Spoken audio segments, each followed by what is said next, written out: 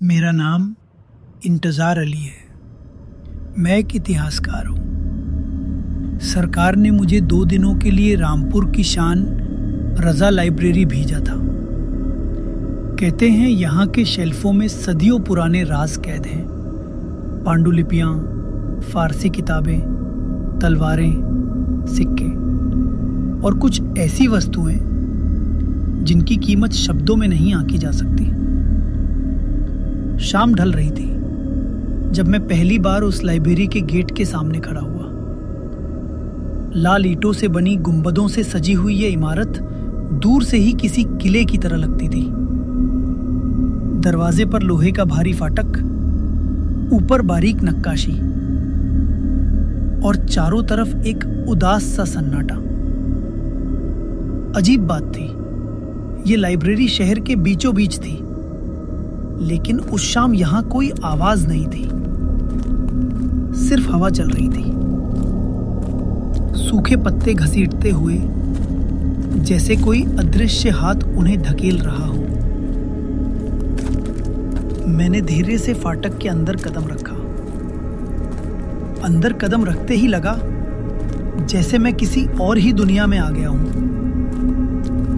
बाग के किनारे किनारे पुराने बरगद और नीम के पेड़ खड़े थे। उनकी जड़ों से मिट्टी फटी हुई थी और शाखें नीचे झुकी हुई, मानो किसी कैदी के हाथ। कुछ टूटी हुई बेंचें धूल और जाले से ढकी पड़ी थी। पगडंडी सूखे पत्तों से भरी थी। हर कदम पर चर चर की आवाज निकलती थी। मुझे ऐसा महसूस हुआ मानो कोई उन पत्तों के बीच छिपा हो, मेरी हर आहट को सुन रहा हो। जब मैं इमारत के ठीक सामने पहुंचा, मेरी नजर उसके गुंबदों पर पड़ी। शाम की लालिमा उन पर पड़कर खून के छींटों सी लग रही थी। दरवाजे के ऊपर एक बड़ा सा पत्थर का मेहराब था, जिस पर उर्दू में लिखा था रज़ा लाइब्रेरी। मैंने सिर उठाकर देखा और अचानक मेरी नजर उस खिड़की पर गई। वहां हल्की सी हलचल थी, जैसे किसी ने पर्दा सरकाया हो और अंदर से झांका हो। लेकिन जब मैंने गौर से देखा, खिड़की खाली थी। मेरे दिल में पहली बार हल्की सी धड़कन तेज हुई, पर मैंने खुद को समझाया, ये सिर्फ वहम है, अंधेरा हो रहा है और दिमाग खेल खेल रहा है।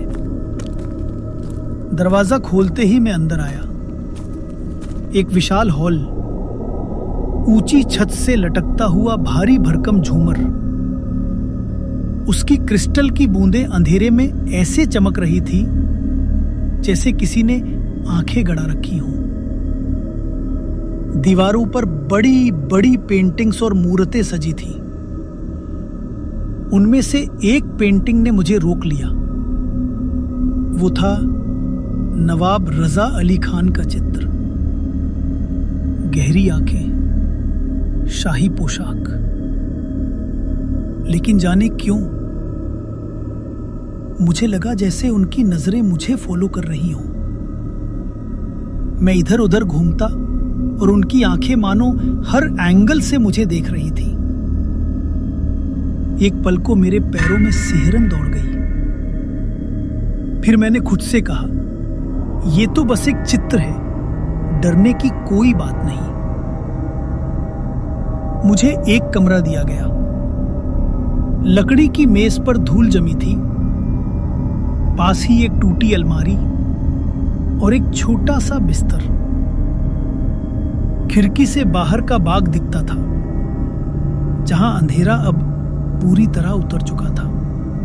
थोड़ी ही देर में मुझे यहाँ का पहला काम मिला, लाइब्रेरी के पुराने पांडुलिपि संग्रह को देखना। लेकिन जैसे ही मैंने अलमारी खोली, ठंडी हवा का झोंका कमरे में भर गया और मुझे साफ सुनाई दिया, मानो किसी ने मेरे कान के पास बहुत धीरे से फुसफुसाया हो, ये मेरी चीजें हैं, तुम्हारी नहीं। मैं ठिठक गया, कांपते हुए पीछे मुड़ा। कमरा खाली था, लेकिन मेरी रूह तक ठंडी पड़ चुकी थी। उस फुसफुसाहट ने मेरी रगों में खून जमा दिया। मैंने तुरंत कमरे की बत्ती जलाई, ट्यूबलाइट झिलमिलाई और फिर हल्की सी रोशनी में कमरा साफ दिखने लगा। लेकिन उस हवा का झोंका अब भी महसूस हो रहा था। मैंने सोचा शायद ये सब थकान का असर है। सफर लंबा था और दिमाग ने मुझे धोखा दिया होगा। मैंने गहरी सांस ली और मेज पर रखी फाइल खोली। उसमें लाइब्रेरी का कैटलॉग था, पांडुलिपियों, किताबों और आर्टिफैक्ट्स की सूची। नाम पढ़ते ही मेरी आंखें चमक उठीं। शाहजहां का हस्तलिखित कुरान, फारसी के दुर्लभ ग्रंथ, हिजरी 1760 की पांडुलिपि, नवाबों की तलवारें और सिक्के। इतिहास के लिए ये खजाना था।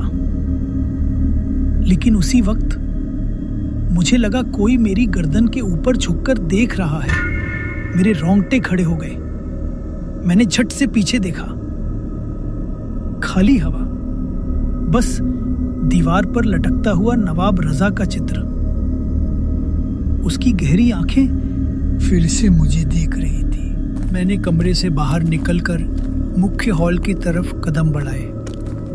गलियारा इतना लंबा था कि उसकी गूंज मेरे कदमों से कई गुना ज्यादा सुनाई दे रही थी। ऊंची अलमारियां जिनमें मोटी मोटी किताबें सजी थी, कुछ के पन्ने पीले होकर झड़ रहे थे। मैं एक शेल्फ के पास गया। उसमें एक पुरानी फारसी पांडुलिपि रखी थी। जैसे ही मैंने उसे छूना चाहा, पीछे से किसी के हंसने की हल्की सी आवाज आई। मेरे हाथ वहीं रुक गए। दिल की धड़कन इतनी तेज थी कि कानों में गूंज रही थी। मैंने पीछे मुड़कर देखा। गलियारा खाली था, लेकिन किताबों के पन्ने अपने आप सरकने लगे। फड़फड़ फड़फड़। मैंने पांडुलिपि वहीं छोड़ दी और धीरे धीरे पीछे हट गया। मैं वापस उस विशाल हॉल में आया। झूमर अब भी हिल रहा था, जबकि हवा का एक झोंका तक अंदर नहीं था। उस हिलने की आवाज गूंज रही थी, झन झन झन। मेरी नजर फिर से उस बड़े चित्र पर पड़ी, नवाब रजा अली खान। मैंने हल्की आवाज में कहा, आपकी धरोहर का सम्मान करूंगा, बस मुझे अपना काम करने दीजिए। मगर जैसे ही मैंने ये शब्द कहे, चित्र की आंखों में हल्की सी चमक उभरी, मानो किसी ने मोमबत्ती जला दी हो। मैं स्तब्ध रह गया। मुझे लगा शायद रोशनी का खेल है, लेकिन दिल मानने को तैयार नहीं था। रात गहराती जा रही थी। मैंने सोचा थोड़ा ताजी हवा लेने बाहर निकल जाऊं। सिर्फ झिंगुरों की आवाज और दूर कहीं उल्लू की पुकार।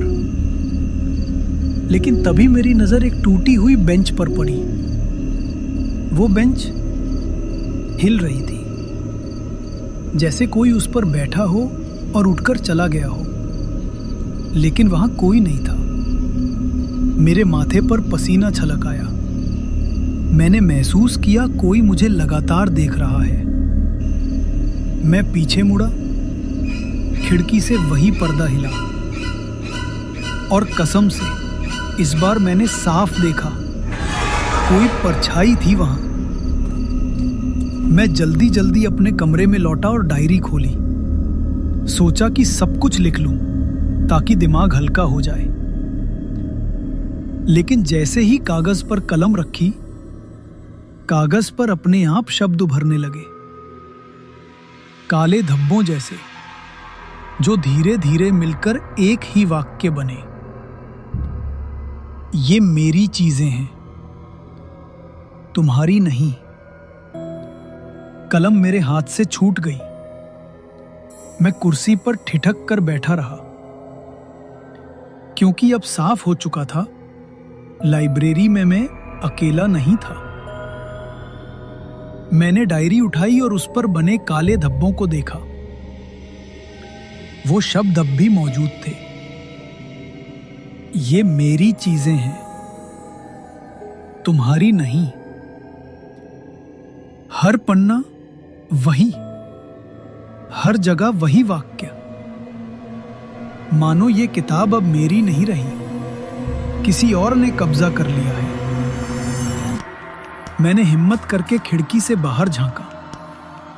आंगन में धुंध फैल चुकी थी और धुंध के बीच मुझे लगा किसी का साया धीरे धीरे चल रहा है, लंबा, पतला और पूरी तरह काला। मैं डर को दबाते हुए बाहर निकला। लाइब्रेरी का हॉल अब और भी अजीब लग रहा था। झूमर अब भी हिल रहा था। दीवारों पर लगी मूर्तियां और पेंटिंग्स, उनकी परछाइयां अब और भी डरावनी लग रही थी।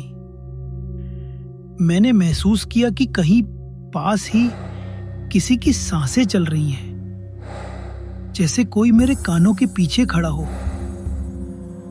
मैंने अचानक पीछे देखा। वहां कोई नहीं था, लेकिन झूमर की क्रिस्टल अपने आप आवाज करने लगी। झन झन झन की आवाज पूरे हॉल में गूंज उठी। मैं आर्टिफैक्ट वाले हिस्से में पहुंचा। यहां पुरानी तलवारें, सिक्के और किताबें रखी थीं। मैंने देखा एक कांच की अलमारी में रखी तलवार धीरे धीरे हिल रही थी। उसके पास खड़े होकर मैंने कांच को देखा और तभी तलवार ने खुद ही हल्की सी झटके के साथ अलमारी को टकराया। ठक! आवाज इतनी तेज थी कि मैं उछल पड़ा और फिर बिल्कुल पास से किसी के फुसफुसाने की आवाज आई। तुम्हें यहां की चीजों में दखलंदाजी नहीं करनी चाहिए। किताबों के पन्ने अपने आप उड़ने लगे। सिक्के अलमारी में खनकने लगे। झूमर के टूटे हुए टुकड़े फर्श पर बिखरे थे। उन पर चांदनी पड़ रही थी और हर टुकड़ा ऐसे चमक रहा था जैसे सैकड़ों छोटी छोटी आंखें मुझे घूर रही हों। मैंने पीछे मुड़ने की हिम्मत नहीं की। मेरे दिल की धड़कन अब सीने को तोड़कर बाहर आने वाली थी। लेकिन तभी हॉल में लगी मूर्तियों में से एक की गर्दन धीरे धीरे मेरी तरफ घूम गई। मैं स्तब्ध रह गया। मैं भागते भागते एक संकरे गलियारे में पहुंचा। दोनों तरफ ऊंची ऊंची अलमारियां थीं। उन पर रखी किताबें अचानक कांपने लगीं, जैसे कोई अदृश्य हाथ उन्हें हिला रहा हो। और फिर हर कोने से वही आवाज गूंजने लगी। ये मेरी चीजें हैं, तुम्हारी नहीं। ये मेरी चीजें हैं, तुम्हारी नहीं। आवाज गूंजती रही, कभी पास से, कभी बहुत दूर से। मैंने अपने कान बंद कर लिए, लेकिन वो आवाज भीतर तक उतर रही थी। मेरे कदम लड़खड़ा गए। उस गलियारे के अंत में एक दरवाजा था। अंदर गहरा अंधेरा था। जिज्ञासा और डर दोनों ने मुझे खींच लिया। मैंने दरवाजे को पूरी तरह खोला और एक सीलन भरा कमरा मेरे सामने था। दीवारों पर काले धब्बे, फर्श पर धूल और मकड़ी के जाले। बीच में एक लोहे का संदूक रखा था। मैं धीरे धीरे उसकी तरफ बढ़ा। संदूक पर जंग लगा था, लेकिन उस पर उर्दू में कुछ लिखा था, वक्त का कायद। मैंने हाथ बढ़ाया ही था कि संदूक खुद ब खुद हिला और अचानक एक जोरदार आवाज आई, जैसे कोई अंदर से मुट्ठियां मार रहा हो। मैं डर के मारे पीछे गिर पड़ा और कांपती रोशनी में मैंने देखा दीवारों पर साए चल रहे थे। वो इंसानी साए थे, लंबे वस्त्र पहने हुए, पगड़ी बांधे हुए, जैसे पुराने समय के दरबारी। मैं भागकर फिर से गलियारे में आ गया, लेकिन ये वही गलियारा नहीं था। अब उसकी दीवारें सांस ले रही थी, वो फूल रही थी, सिकुड़ रही थी, मानो पूरी लाइब्रेरी जिंदा हो। हर कदम पर मुझे ऐसा लगा जैसे फर्श पिघल रहा है। मैं पागल की तरह दौड़ने लगा, लेकिन गलियारा खत्म ही नहीं हो रहा था। हर मोड़ पर वही अलमारियां, वही किताबें, वही दीवारें। मैं एक ही जगह पर घूमता जा रहा था और फिर अचानक मेरे सामने वही बड़ा चित्र आ गया, नवाब रजा अली खान का। लेकिन इस बार वो कैनवास में नहीं थे, वो सामने खड़े थे, जिंदा। उनकी आंखों में वही चमक और होठों पर वही खतरनाक मुस्कान। मैं अब समझ चुका था, ये लाइब्रेरी कोई इमारत नहीं है, ये एक कब्र है जिसमें सदियों के राज दफन है, और मैं उन राजों का कैदी बन चुका था। उस रात रामपुर रजा लाइब्रेरी ने मुझे एहसास कराया कि मैं वहां मेहमान नहीं था, बल्कि एक ऐसा अजनबी जिसे वहां बिल्कुल बर्दाश्त नहीं किया जा रहा था। हर किताब, हर दीवार, हर तस्वीर एक ही बात कह रही थी, ये हमारी है, ये हमारी थी और ये हमारी ही रहेगी। मैं कमरे से बाहर आया, हाथ में लालटेन थी, लेकिन जैसे ही गलियारे में कदम रखा, अंधेरा इतना गहरा कि सांस भी घुटने लगी। मैं घबराकर पलटा, पर वहां कोई नहीं था। मेरी रीढ़ की हड्डी तक बर्फ उतर गई। मैंने कदम तेज कर दिए और सीधा उस बड़े हॉल की तरफ बढ़ा। वहां दीवार पर नवाब रजा का विशाल चित्र टंगा था, राजसी लिबास, गंभीर चेहरा और आंखें। उस पल मुझे लगा वो आंखें मेरी हर हरकत देख रही हैं। मैंने देखा पेंटिंग से लाल तरल टपक रहा था। पहले लगा कोई रंग बह रहा है, पर जमीन पर गिरकर उसका गाढ़ा रूप साफ दिखा। वो खून था। तभी भारी गूंजती आवाज आई, मेरी लाइब्रेरी, मेरा खजाना और कोई छू नहीं सकता। उस आवाज में इतनी नफरत थी कि मेरे पैरों तले जमीन खिसक गई। अचानक चारों तरफ काली परछाइयां बन गई।